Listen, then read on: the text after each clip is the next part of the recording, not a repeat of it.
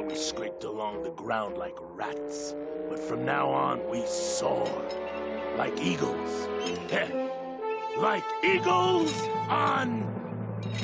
pogo sticks!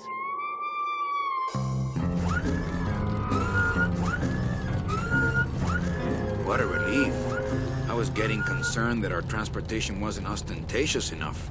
Get in, or are you afraid of heights?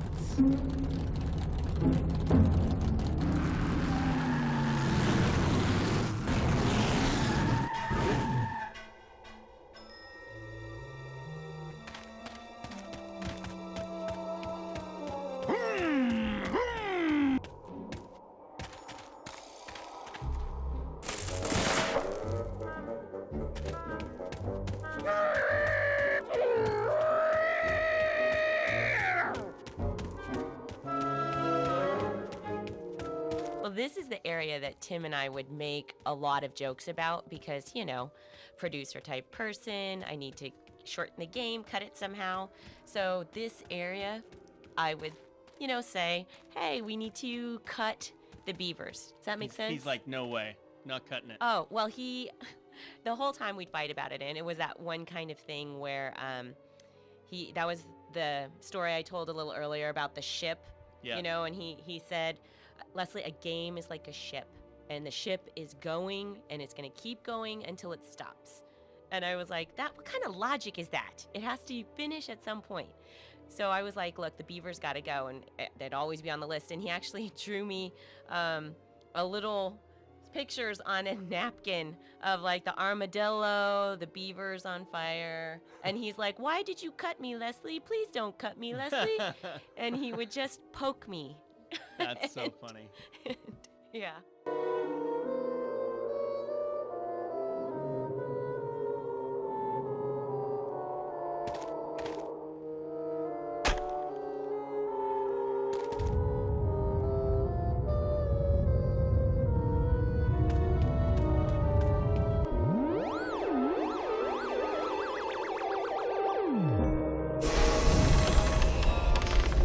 Loteria.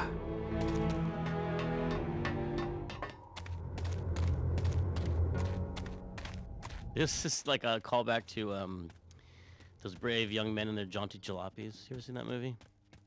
Those outrageous young men, their flying machines. No, that I remember. There are these two crazy movies from the 60s which were all about, it was kind of like the Wacky Races, but a real-life version. Magnificent. The flying machines. And it was like one of those movies, it was kind of like Wild, Wild, Wild World or whatever. Like it's a Mad World, where all these people are chasing some crazy prize. But the cars in it always had things like that. I think that is a direct lift. Like one of the cars would have these hydraulic shocks that lifted up or just crazy extending things. Right.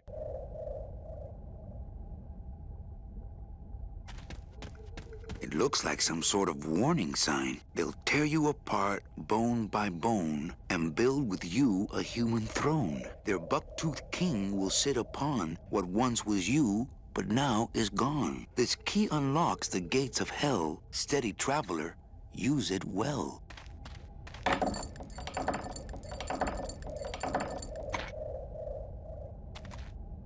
Can't pass up an old creepy key.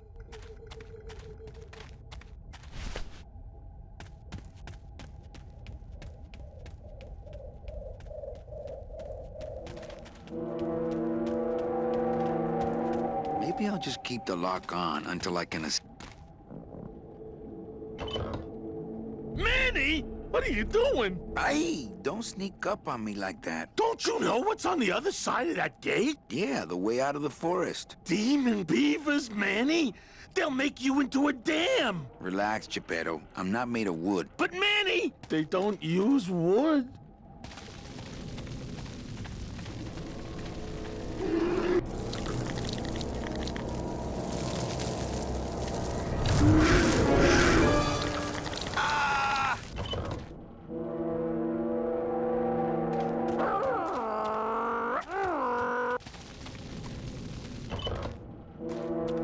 I still remember writing a big justification about tank controls when I was pitching this. People were like, let's make it so the controls are more like Mario, where you push it. No, point and click.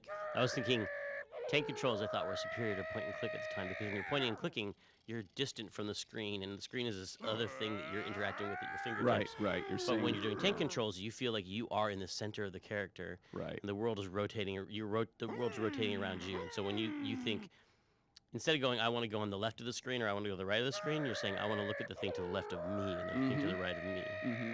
And now, I don't know if that was necessarily the right decision, but it's a good piece of evidence that you can sometimes make a really good argument for the wrong decision, and that's something to watch out for in life. You know what I mean? Like, you can make a really compelling, and in fact win an argument. Oh yeah. And be totally wrong. Winning an argument has nothing to do with being right. That's for sure. Exactly. It's just being able to make a good case.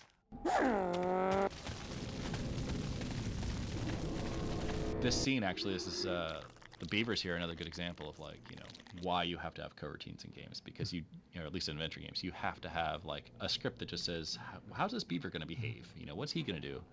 And at the time that people were making games, the scripting languages weren't popular yet.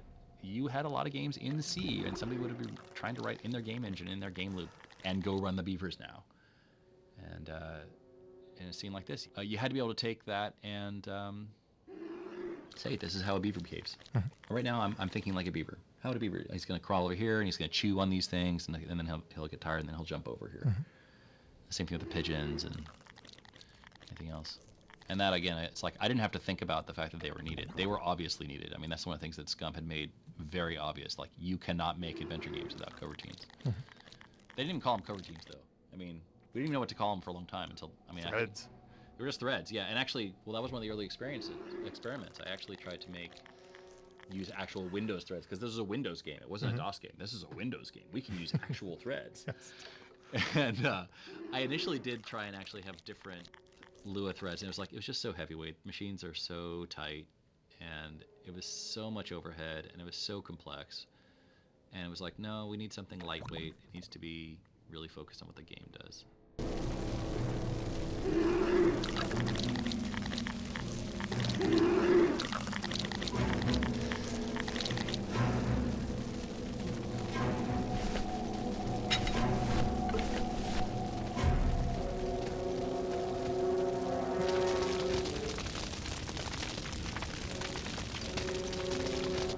We were like, what is the flame source for the beavers? And they're like, well, they have a nuclear core.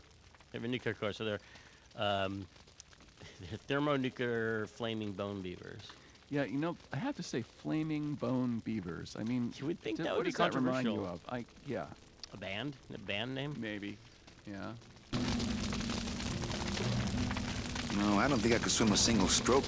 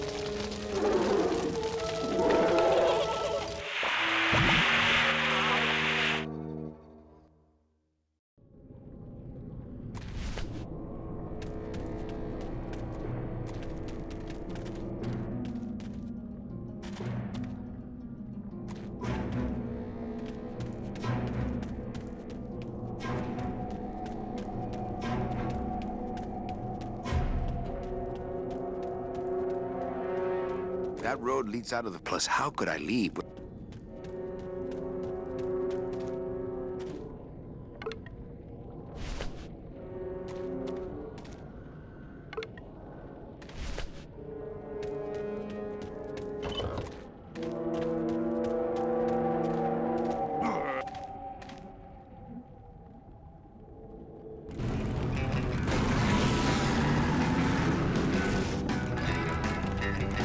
Okay, the beasts of Black River are blowing bubbles at the bottom. Manny, look it! We have to find... Híjole.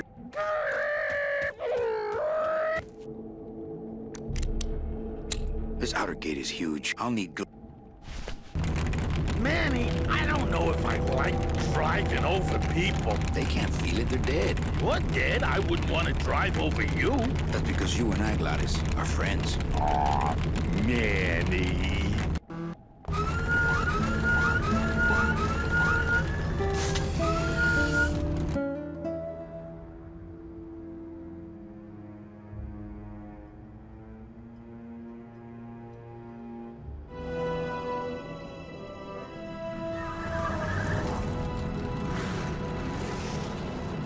Hello? Miss Colomar! We're here to save you! Hey, lay off the racket. The whole town's asleep. But I want a drag race! When they get a load of my car, we're gonna be the talk of the town! You're right. We're gonna have to find a good place to hide that road show. Speaking of hiding, I wonder if Mitch is here already. I'm gonna go see what I can stir up. Not a bad piece of real estate, actually. It's got potential.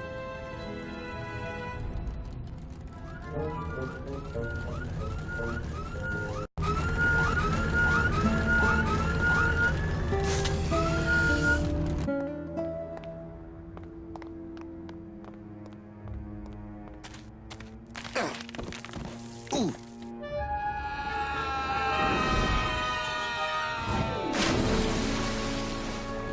Yeah, tourists.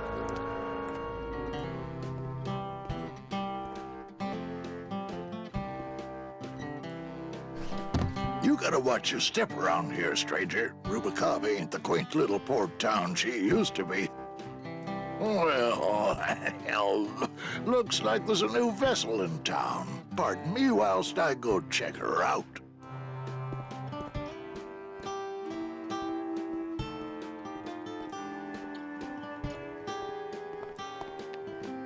Well, actually, it's mostly stock with a few mods here and there. So, would those be glass packs I'm hearing, or turbos? I really wanted to have this moment of Lasco bonding with Gladys, and that through the magic of cars and talking about engines and stuff. And cars bring people together, talking about engines. Well, it's Because I never had sports. internal combustion. I never liked sports. I was not into the manly unifier of sports, but Me neither. But cars you can talk about with the toughest of dudes. That's true. That's Like- true.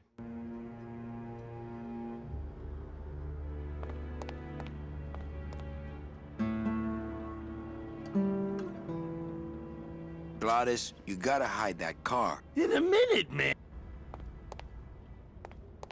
There was this one high-pitched whine it was making, really grating noise, you know? And I searched and searched, but I couldn't find the source of the noise until we pulled in here. Was it the blower? No, it was Manny screaming in the back like a cat tied to a cruise missile.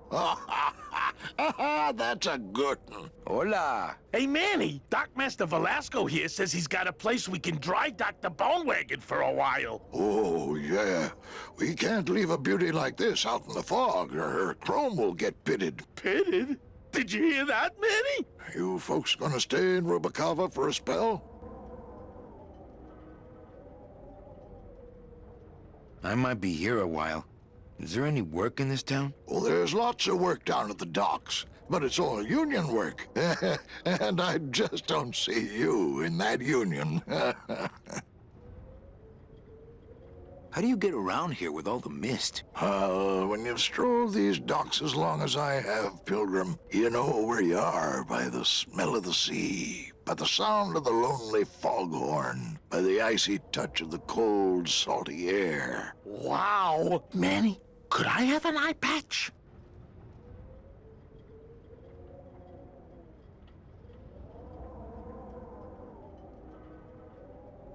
Can I just ask, what is under the eye patch? Because I know it's not an eye. Oh, well, when I was alive, I had an eye patch like this. This one's just for the phantom pain. And that one eye socket used to scream like a banshee when the trade winds blew, so I plugged her.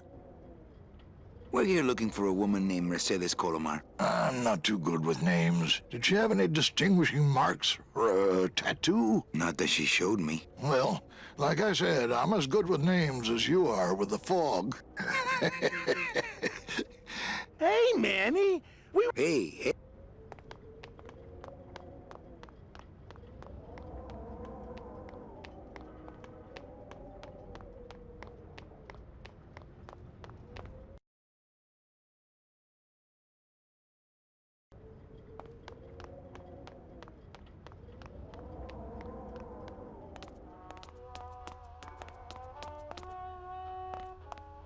The character Celso is played by a really funny actor called Peter Lorre, and when he came into the studio on the first day, he had this real look of apprehension about him, and it turned out the word in Hollywood was that Grim Fandango was code name for Star Wars Episode 1 casting.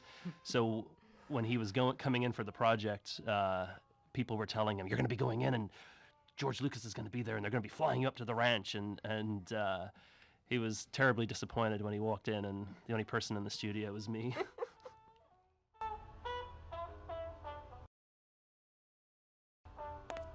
Mr. Flores, I'm ready to take you now. Manny Calavera, is that you? Didn't you used to be taller? I'm here to reclaim that walking stick. I broke it over the head of some hideous monsters in the forest. What are you doing here? Well, if you must know, it's about my wife. I got word that she passed away not long after I, and that she too was crossing the land of the dead on foot. It is said that all lost souls come to Rubacava, so I came here to wait for her.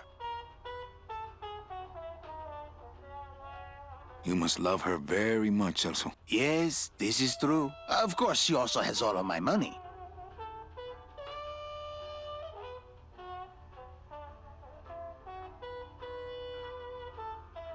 How do you know your wife hasn't gone ahead of you? Oh, Manny. If she had arrived here first, surely she would have waited for me. So, know a good place to stay in town? What's your price range? Somewhere around the high end of nothing. Then maybe, young man, it's time you started thinking about a job. Can you get me a job here? Have any skills? Sales? Well, that does qualify you for a certain position, but we only have one mop. I'm looking for a woman named Mercedes Colomar. Well, no one's come through town by that name, and you can take it. I, too, am looking for someone, so I watch the comings and goings around here very carefully. I'll help you find your wife. What did she look like? Oh, here. I got this from the DOD and made copies to hand out. Isn't she something? She must have been beautiful with skin. Weren't we all? I'm sorry, Manuel. I've got to get this... Right. I'll let you know if I see your wife. She'll be the one asking for her beloved Celso.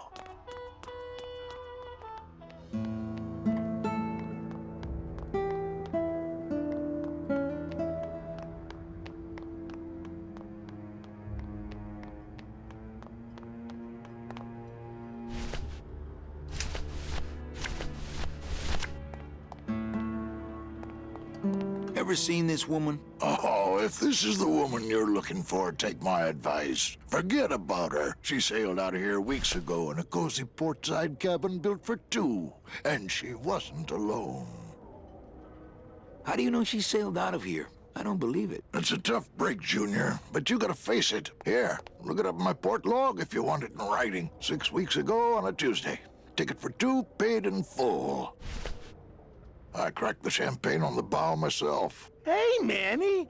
We were in the middle of a conversation here. Hey, okay. Look, I know how you feel, son. Once I lost a very special lady myself. I waved to her from the docks as she sailed out of port, and I never saw her again. What was her name? The SS La Mancha was her name, but don't make me talk about her, 'cause I just can't do it.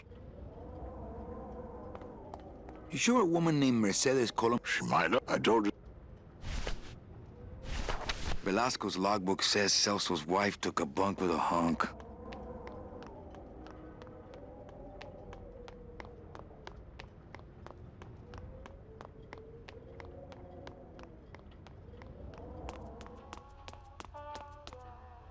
Hey, you wait till we start serving. Hey, how do you open these? You... Are you sure I can't sleep in the back? There's only room. How about in the attic? That's the boss's office. You can sleep there when you're the boss. I could sleep out here on the counter. Our customers may all be dead, Manny, but we still care about hygiene. I could sleep under the sink in the kitchen. The rats would steal your toes in your sleep. Look, I need a job and I need a place to stay. I told you, you can have mine when I'm done waiting for my wife. Look, I need a job. I told when...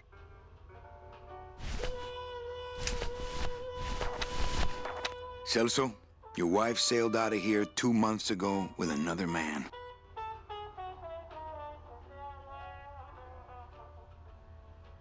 It's all in there. Oh, Manny, is there a greater constant in nature than the treachery of women? Forget about her, Celso. Have you forgotten yours? I'm going after her. You take over my job here. This mop at least will never let you down. That compass in the handle will sure come in handy too.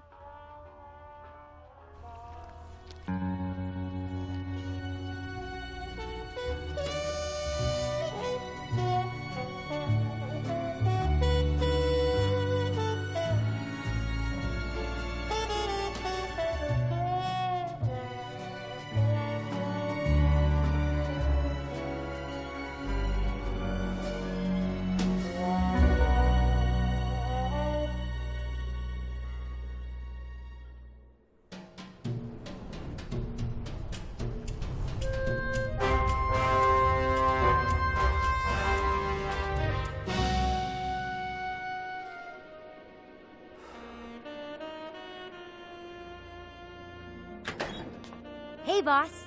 You gonna come downstairs? I got a customer asking for you. You know I don't like to mingle with the customers. Well, you may want to mingle with this one. She sounds like your type.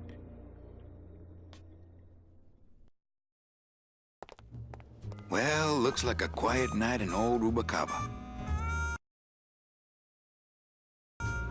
And just the amount of research that went into all of this, because I just remember Tim going to every film noir movie ever, and we would just, all the time, there would be something to do, and he's like, want to go to the movies? And it was just, I mean, you can see it, the dark shadows, and then the music.